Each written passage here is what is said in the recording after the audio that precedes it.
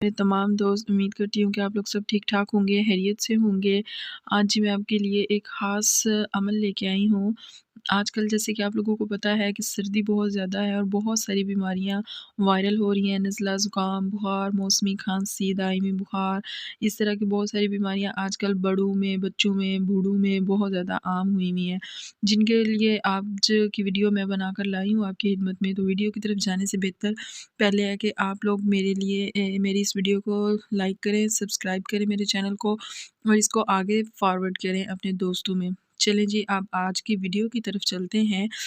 आज की वीडियो है जो आजकल की दायमी बीमारियां वायरल हुई हुई हैं, जो इन्फेक्शंस हुए हुए हैं, उनके लिए एक बहुत अच्छा टोटका लेकर आपकी खिदमत में हाजिर हुई हूँ। नज़ला, ज़ुकाम, बुखार से निजात। ज़ैतून के तेल के चंद कतरे आपने लेने हैं और इसको आपने नाक में डालना है। अंजीर और ज़ैतून आले दर्जे का एंटीबायोटिक होता है। अंजीर और ज़ैतून दोनों एंटीबायोटिक होते हैं। इनको अपने खाने में ज़्यादा से ज़्यादा कसरत से इस्तेमाल किया करें। ज़ैतून की आपको पता है कि कसम अल्लाह ताला ने कुरान में भी खाई हुई है, वत्तीन व ज़ैतून। तो ज़ैतून के तेल में बहुत सारी बीमारियों की शिफा है।